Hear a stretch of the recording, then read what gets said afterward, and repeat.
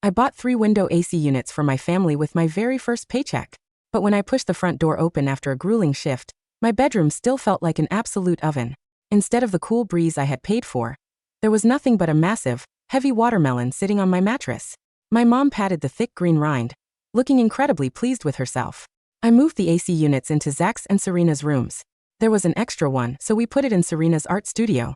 You can just sleep with this cold watermelon tonight, Chloe. It'll cool you down just fine. My mouth opened, but the tight, suffocating pain in my chest choked back any words. She had completely forgotten. Only last month, I had been rushed to the ER with severe heatstroke.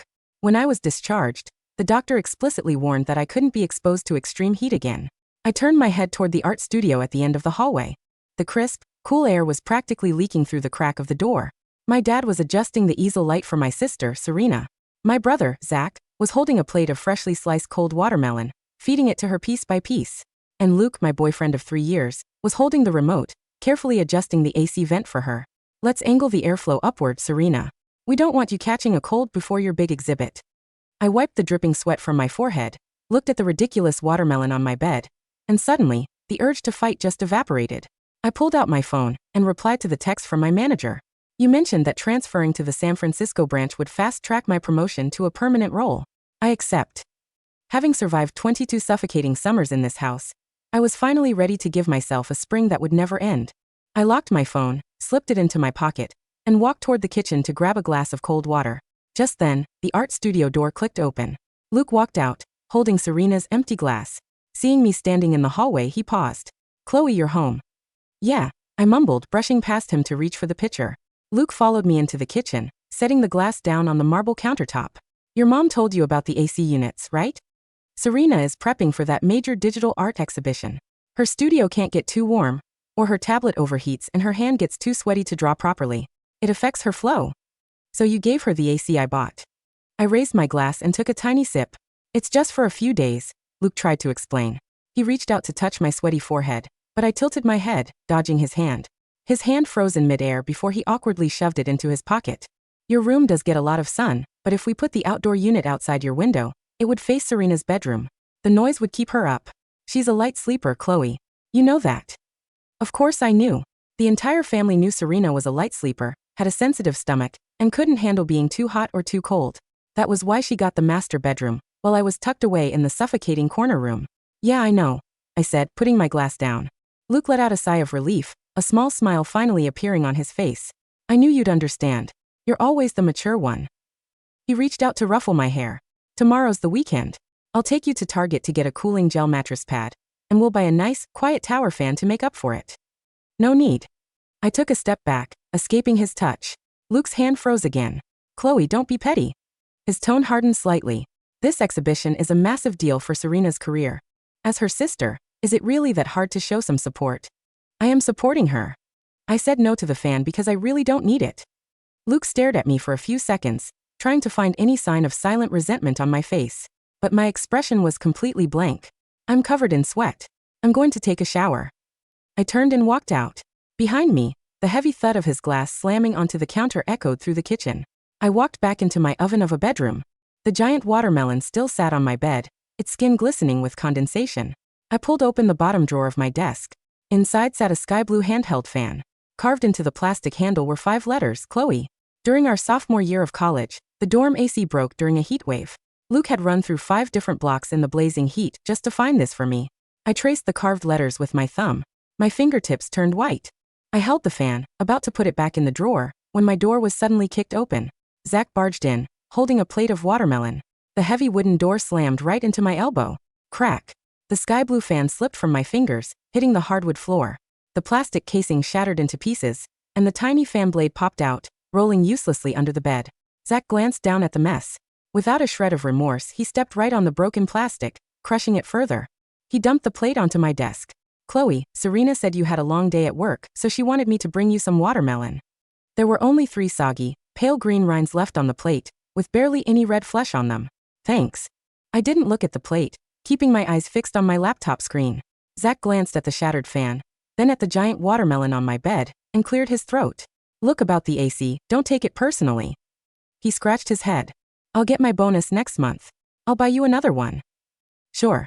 I closed the tab on my screen. Zack blinked, caught off guard. He probably expected me to decline, just like I always did, sacrificing my own comfort just to get a hollow compliment about how selfless I was. But this time, I just accepted it. "You're not mad?" he asked, sounding unsure. "No." I stood up. "I'm just tired. I want to sleep." Zack smiled, clearly relieved. "I knew it. You've always been the reasonable one." He patted my shoulder. "Get some rest. Tomorrow's the weekend. I'll take you out for some good food." "Okay." I nodded quietly. He turned and left, shutting the door behind him. The suffocating heat immediately rushed back to wrap around me. I picked up the leftover watermelon rinds from my desk and dumped them straight into the trash can. The red juice dripped onto the broken fan pieces. It looked almost like blood. I didn't bother cleaning it. I just pulled out my suitcase and started packing my clothes. I didn't need to wait for next month, because by next Wednesday, I wouldn't be in this house anymore. The next morning was Saturday. Early in the morning, the hallway was buzzing with noise. My mom was frantically looking for Serena's designer dress, and my dad was busy polishing his shoes. "Chloe, hurry up and get dressed. Luke booked a private room at that fancy French place downtown. We're celebrating the smooth prep for Serena's gallery show." My mom knocked sharply on my door. I pulled it open, only to see her holding a delicate silk shawl that belonged to me. It was a special gift from my college mentor, who had brought it back from Paris. I had kept it wrapped in tissue paper, never once wearing it. Serena said the restaurant's AC might be chilly, so she's borrowing this shawl. Without even waiting for my reply, my mom draped the silk over Serena's shoulders. "Fine," I said, turning toward the bathroom. By the time I finished getting ready, Luke's car was already waiting downstairs. The family walked down, laughing and chatting. I trailed behind, watching Zack eagerly open the passenger door for Serena. Just as I reached for the rear door, Luke rolled down his window. "Chloe, can you sit in the back?" he said, his hands resting casually on the steering wheel. His tone made it sound like the most natural request in the world. My hand froze on the handle. The front passenger seat already had Serena's custom orthopedic pillow resting on it. "Serena's feeling a bit dizzy today. If she sits in the back, her motion sickness might flare up," Luke explained. "Sure." I pulled my hand back, opened the back door, and slid in next to Zack. The car's AC was blasting. Serena wrapped my silk shawl tighter around herself, turning to smile sweetly at Luke. I leaned back against the seat, watching his tender profile in the rearview mirror. I remembered when I used to get motion sickness. Luke would always just tell me to suck it up, because we were almost there. It turned out he wasn't incapable of taking care of someone. He just didn't want to take care of me. At the restaurant, the hostess led us to a private booth. Luke pulled out the chair right next to his. Serena slid into it naturally. "Chloe's boyfriend is so incredibly attentive. We can definitely rest easy knowing she's in good hands," Serena teased with a playful giggle. I didn't say a word, walking straight to the empty chair in the far corner. When the menus were handed out, everyone took turns ordering. My mom ordered a table full of expensive seafood, all of Serena's favorites. "Chloe, what do you want?" my dad asked casually. "I'll have the lamb chops," I said, looking at the menu. "Oh, absolutely not. Serena is highly allergic to lamb." My mom immediately cut in. "Okay," I said, closing the menu and handing it back to the waiter. Under the table, Luke gently nudged my knee with his. I pulled my legs back, avoiding his touch entirely. He turned his head to look at me, lowering his voice. "I'll take you out for your favorite tacos tonight. Just the two of us, okay?" "No, thank you." I kept my eyes on my water glass. "What is your problem now?"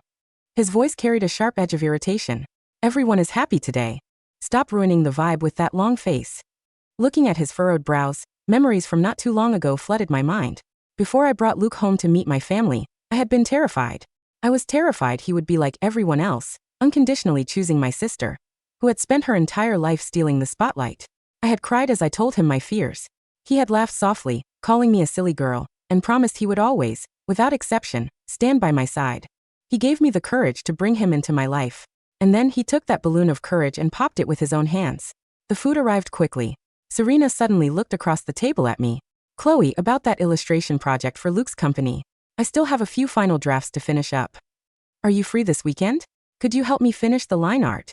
Instantly, all eyes at the table locked onto me. Whenever she took on freelance gigs she couldn't handle, she would dump the grueling prep work onto me. The credit went to her. The paycheck went to her. I'm busse. I kept eating, not even looking up. The table went dead silent. "Chloe," my mom's face darkened. "You're just lounging around the house anyway. What's wrong with helping your sister out?" "It's my weekend," I said, swallowing the bitterness in my throat. "And I have my own work. I need to put in overtime." "Your stupid little internship?" Zack sneered. "Serena's project is a major campaign for Luke's company. If she messes this up, can you even afford to pay for the damages?" I put down my fork and looked at Luke. He was the project manager for this campaign. Luke avoided my gaze, taking a slow sip of his water. Chloe, the deadline is really tight. You draw fast. Help Serena out a bit. Consider it a personal favor to me. Looking at him, a sudden wave of dark humor washed over me. This man was supposed to be my boyfriend. Yet here he was, asking me to help another woman as a favor. I said I'm busy. I grabbed a napkin and wiped my mouth. Serena's eyes immediately welled up with tears. It's fine, Luke. If Chloe doesn't want to help, I'll just pull an all-nighter. I can finish it. With your health? You can't pull an all-nighter. Zack snapped, turning to glare at me. Chloe, what the hell is wrong with you? Is this still about the stupid AC yesterday? Fine. Put the AC back in my room, and I'll help her draw. For the first time in my life, I spoke my mind. The air in the room turned ice cold. You think you're so tough now that you have a job? How dare you hold a grudge against your own family? My dad slammed his palm onto the table. I'm full. Enjoy your dinner. I stood up, walked out of the private room, and wiped away the tear that slipped down my cheek. As soon as I stepped out of the restaurant, my phone buzzed in my pocket. It was an email from the HR department in San Francisco. They were reminding me to fill out the onboarding paperwork and send it back by next Tuesday. I pulled up the keyboard and typed, "Received. I will submit everything shortly." I looked back at the closed doors of the restaurant. No one had run out after me. Instead, a text from Luke popped up. "You were incredibly immature today. Your parents are furious," and Serena was crying. "I'll set up another dinner later so you can properly apologize to them." I didn't reply. I deleted our entire chat history. 3 years of messages, gone in a second. There wouldn't be a next time. And the apology he wanted? He would be waiting for eternity. On Monday morning, I emailed my signed transfer agreement back to HR in San Francisco. By Monday afternoon, I was packing my desk when my phone started vibrating. It was Luke. "Chloe, where are you right now?" His voice was hoarse, thick with a panic he couldn't hide. "At the office." I wrapped a picture frame in bubble wrap and put it in a box. It used to hold a photo of the two of us. Just a minute ago, I had shredded the photo along with some old files. "Get home as soon as you can. Something terrible happened." The final illustrations Serena submitted. The client's legal team flagged them for blatant plagiarism. I didn't stop packing, tearing off a strip of tape to seal the box. "Oh," I said dryly. The client's legal team sent a formal cease and desist. They're demanding massive damages and a public apology. Luke's voice grew heavier. "I have to go. Just get home right after work." The line went dead. I looked at the black screen, slipped my phone into my pocket, and carried my box toward the elevator. When I opened the front door to the house, the living room lights were off. Only the dim orange glow of the streetlights filtered in through the balcony. The atmosphere was suffocatingly tense. Serena sat in the middle of the couch, burying her face in her hands, weeping softly. My mom was rubbing her back, while my dad sat with a grim scowl. Zack was pacing back and forth, looking highly agitated. Luke sat in an armchair, a half-burned cigarette dangling between his fingers. His face was pale. The moment she saw me, my mom stood up and rushed over. "Finally, you're back." She grabbed my wrist, her grip so tight it pinched my skin. "Your sister is in deep trouble. You have to take the fall for her." I yanked my hand back, setting my bag down on the entryway table. "Take the fall? How?" I looked at her. Luke said that if someone steps forward and claims those specific illustrations were just personal practice drafts leaked by a freelancer, the company can shift the blame away from Serena. Your sister is a famous artist. Her reputation cannot be ruined by a plagiarism scandal. And, looking at their desperate faces, my heart felt colder than ice. Zack stopped pacing and glared at me. "So you're going to sign the confession?" His tone was entirely matter-of-fact. "You're just an intern anyway. The worst they can do is fire you. Once the drama blows over, you can just find another job." I turned my eyes to Luke. He kept his head down, watching his cigarette ash drop onto the rug. "Is this your idea too?" I asked him. Luke looked up, his eyes darting away guiltily before hardening. "Chloe, the client just wants a scapegoat. If you sign the liability waiver, I'll compensate you under the table. I'll even pull some strings to get you a new job." I stared at the man I had loved for 3 years. To save his precious Serena's career, he was completely willing to throw my entire professional future under the bus. "If I sign that, my reputation in this industry will be permanently ruined," I stated, my voice dead calm. "Who cares about your stupid reputation?" Zack snapped, losing his patience. "Your pathetic little salary is barely worth keeping anyway. Do you have any sense of family loyalty? Chloe, your sister has always been fragile. She can't handle this kind of blow," my dad added, his voice heavy. "We raised you, we paid for your life. It's time for you to pull your weight for this family." I stood there, watching this absurd theater. I couldn't even feel the pain anymore. It had gone completely numb. When people start talking to you about family loyalty, it usually means they've already decided you're the one who needs to be sacrificed. I let out a soft, mocking laugh, tucking a stray strand of hair behind my ear. And what if I refuse? I didn't stay to watch their ugly reactions. I walked straight into my room and locked the door. Outside, they pounded on the wood, shouting curses and accusations. I put on my noise-canceling headphones, blocking them out completely. I spent the night in that sweltering, airless room. The physical toll of my previous heatstroke chose that exact night to flare up again. My head spun so badly I could barely stand. My throat felt bone-dry and cracked. I finally unlocked my door, intending to go to the kitchen for a glass of water. The moment I stepped into the living room, I saw Serena, her eyes swollen like plums, clinging to my mom. Mom, forget it. Stop forcing Chloe. I'll take the blame. It doesn't matter if my career is over or if I go to jail. Just pretend you never had me as a daughter. Don't say that. My mom squeezed her tight, her eyes turning into daggers as she glared at me. As long as I have a breath in my body, I will not let anyone ruin you. My dad slammed his fist on the table. Chloe Miller, if you don't sign that paper today, pack your bags and get the hell out of this house. Zack rushed over, slapping the water glass right out of my hand. Smash. The glass shattered, sending sharp shards flying across the floor. If you don't help Serena, you aren't leaving this house to go to work today. Why should Serena's career be ruined while you get to act like nothing happened? If she can't draw, you don't get to work either. That's only fair. I gripped the doorframe, looking at my brother. It was laughably absurd. For 22 years, no one in this house had ever used the word fair. When it came to me and Serena, I had cried and demanded fairness once. My mom had simply looked at me and said she had only planned on having 2 kids, Zack and Serena. A perfect pair. But then I was an accident. My existence ruined her perfect family aesthetic. So I had no right to ask for fairness. Yet now they were demanding fairness from me. I laughed out loud, but tears slipped down my cheeks anyway. My dry lips split, letting a metallic taste of blood seep into my mouth. Luke was gently pressing an ice pack against Serena's swollen eyes. He didn't even look at my pale, trembling face. Chloe, think carefully. If you don't sign, not only are you not leaving this house today, but I will make sure you are completely blacklisted from this industry. But if you sign, we can go back to how things were. I'll even find a position for you in another company.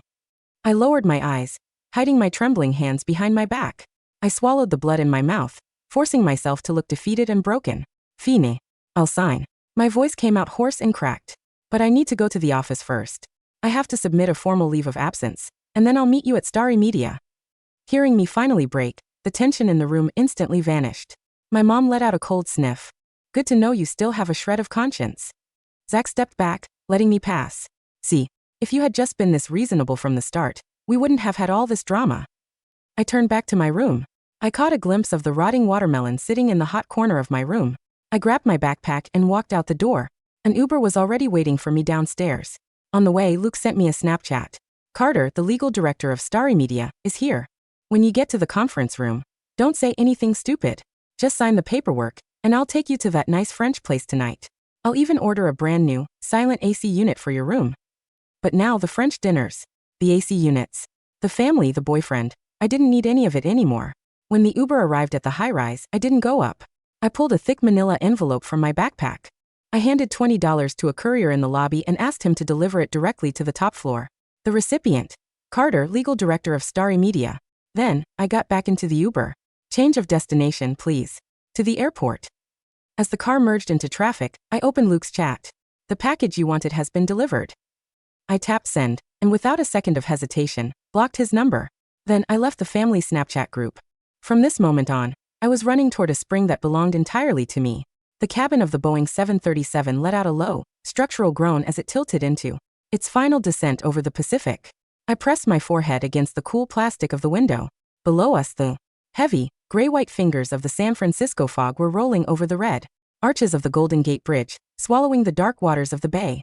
The air that met me when I stepped out of the terminal wasn't the suffocating, wet heat of my hometown, the heat that had once nearly taken my life on a dusty, concrete sidewalk while my family sat in their air-conditioned living room. It was crisp, sharp. It smelled of salt water, damp asphalt, and eucalyptus. My lungs expanded cold and deep. For the first time in 22 years, I didn't feel like I was breathing in hot sand. The company had arranged a corporate apartment for me in the Marina District. It was small, but the living room featured a wide glass window that looked out over the harbor, and the central air conditioning hummed with a quiet, steady purr, keeping the room at a perfect, constant 68 degrees. I sat on the edge of the mattress, my legs swinging in the cool air, and opened my laptop. I didn't check my old email. I didn't search for their names. I simply logged into my new corporate portal, uploaded my digital signature to the permanent contract, and began to review the branding assets for the West Coast launch. I was no longer the accidental third child whose existence ruined a perfect family aesthetic. I was Chloe Miller, Senior Art Director for the Vance Group's Western Division. Meanwhile, back in my hometown, the storm I had left behind in the Manila envelope was about to make landfall. The high-rise headquarters of Starry Media was a tower of blue-tinted glass, overlooking the city's financial center. In the executive conference room on the 16th floor, the atmosphere was suffocatingly tense. Carter, the legal director of Starry Media, sat at the head of the long glass table. He was a man of absolute, cold-blooded corporate pragmatism, wearing a tailored charcoal suit that matched the gray metal of his luxury watch. Opposite him sat Luke, his face pale, sweat bead lining his temples, and Serena, who was clutching a silk handkerchief, her eyes swollen from weeping. "Luke," Carter said, his voice flat as he tapped a golden fountain pen against his palm. "Where is the intern, Chloe Miller? The client's legal team is demanding the signed liability waiver by noon today. If she doesn't take the blame, we cannot file the motion to dismiss the plagiarism suit." She's on her way, Carter," Luke stammered, his fingers twitching against his leather folder. "She had to go to the office first to submit her leave of absence. She'll be here any minute. She's very compliant. She always does what her family asks." Just then, the heavy oak doors of the boardroom opened. A junior assistant walked in, carrying a thick, wax-sealed manila envelope. "Director Carter. A courier just left this in the lobby. It is marked urgent and confidential, addressed directly to you from Chloe Miller." Luke's face instantly lost its remaining color. He stood up, his hand reaching out. "Wait, Carter, that's probably just her resignation paper. I can handle it." "Sit down, Luke," Carter said, his voice dropping into a dangerous, icy register. He sliced the wax seal open with a silver letter opener and pulled out the contents. Inside were three things. First, a USB flash drive containing the complete digital history of Serena's freelance drafts. Every single sketch, layer structure, and timestamp proved that the core concepts of her illustrations had been stolen directly from my private personal storage drive, a drive she had accessed using my home computer while I was at work. Second, a series of high-quality audio recordings I had secretly made on my phone over the last 3 days. The speakers' voices were crystal clear, echoing through the boardroom's high-end sound system. "Zack, who cares about your stupid reputation?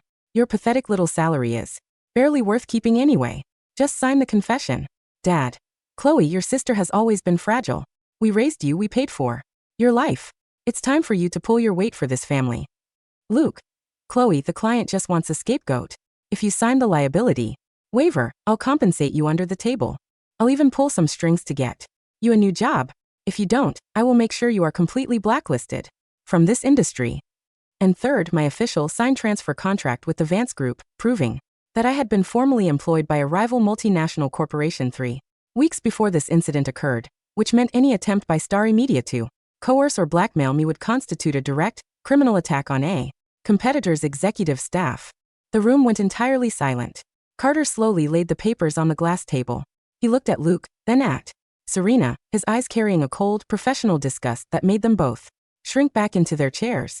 "Luke," Carter said softly, "do you have any idea what you've done?" "Carter, it was just a family matter." "A family matter?" Carter let out a harsh, dry laugh. "You attempted to extort and coerce a senior executive of the Vance Group to cover up a blatant case of intellectual property theft committed by your mistress's sister. If this goes to court, Starry Media won't just face a plagiarism suit. We will face a multi-million-dollar federal racketeering and extortion indictment." He turned to his assistant. "Terminate Luke's contract, with cause effective immediately. Strip him of his shares, block his access to the server, and have security escort him off the premises." "No, Carter, please," Luke screamed, his hands shaking as the security guards stepped into the room, grabbing his arms. "I've been with this company for 5 years. You can't do this." "And as for you, Miss Serena Miller," Carter said, his gaze shifting to the trembling, sobbing girl on the sofa, "our client's legal team has already been notified of the fraud. We are filing a formal, $60 million lawsuit against you and your family for corporate misrepresentation and brand damage. Enjoy your holiday, Miss Miller," he added, his voice ice cold, "because you're going to spend the rest of your youth in a federal courtroom." The collapse of the Miller family was swift, brutal, and entirely public. Within 24 hours of Luke's firing, the story of Serena's plagiarism and the systematic abuse and coercion of her sister was leaked to the local art forums and the city's newspapers. The gallery that had booked her grand digital art exhibition immediately canceled her contract, releasing a public statement denouncing her work and blacklisting her from ever exhibiting in the state again. The high-end digital tablet she had coveted, the one she had needed my AC unit to keep from overheating, was repossessed by the gallery sponsors along with her promotional banners. And then the bills arrived. The client's legal team was demanding $40 million in immediate damages for brand contamination, because Luke was no longer there to protect her, and because the evidence in the manila envelope was legally ironclad. The Millers had no defense. My father was forced to take out a massive, high-interest mortgage on our family house. Zack's bonus from his company was permanently canceled. His employers, realizing that his family was involved in a massive, public extortion scandal, demoted him to a low-level warehouse clerk to keep his name off their corporate roster. They were forced to live in a dark, silent house. To pay for Serena's escalating legal fees, they had to sell the luxury SUV, and the 3-window AC units I had bought with my first paycheck were repossessed by the bank along with their other luxury appliances.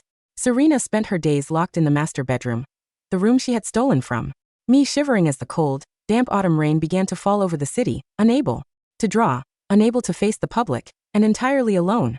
She had gotten her perfect family aesthetic, and it was slowly starving them to death. 1 year later, the grand exhibition hall of the Vance Contemporary Art Museum in San Francisco was bathed in a bright, clean light. The massive glass windows looked out over the sparkling waters of the bay, and the air conditioning hummed with a quiet, expensive purr, keeping the gallery at a constant, comfortable temperature. The walls were hung with massive, vibrant digital canvases.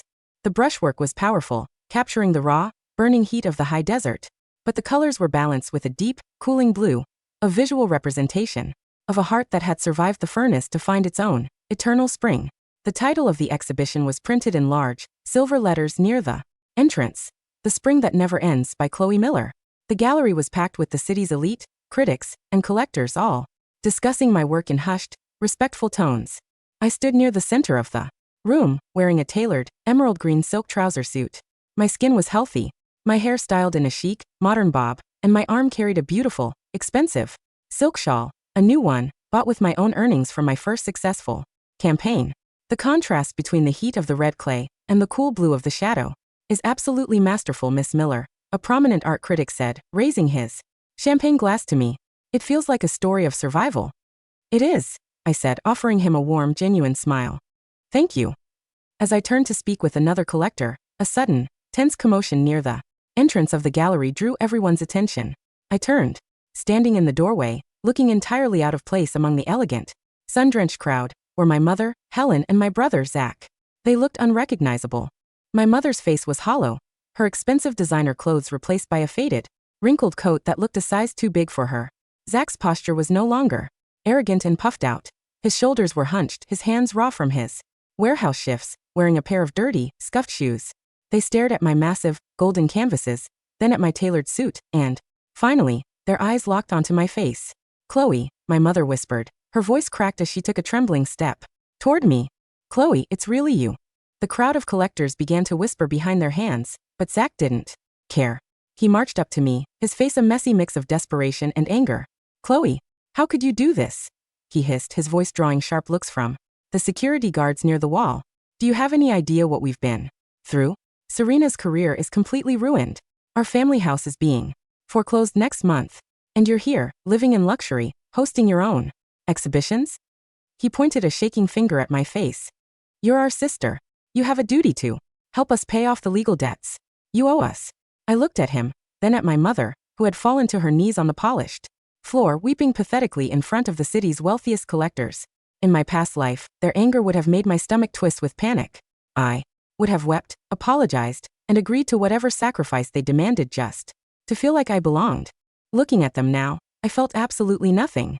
The daughter you had duty over died in that oven of a bedroom, Zack, I said, my voice quiet, even, and entirely cold. The girl standing in front of you today is a senior director of the Vance Group, and I have no family. I turned to my gallery manager, who was already standing nearby with a team of 4 burly professional security guards. Please escort these 2 out, I said. They are disrupting the private Viewing. Chloe. Chloe, no. We're your parents. We raised you. My mother screamed as the guards grabbed her arms, dragging her backward out of the gallery. You're an accident. You're a curse. You'll go to hell for this. Their shouts were quickly swallowed by the heavy glass doors of the museum, cutting off their voices entirely. The gallery fell silent once more. The collectors returned to their champagne, the cameras clicked, and the soft, elegant music resumed from the speakers. I walked over to the balcony, looking out over the cool, fog-laden waters of the bay. The wind blew through my hair, bringing with it the crisp, clean scent of the ocean. I took a slow, sweet sip of my champagne, completely at peace. The summer was over.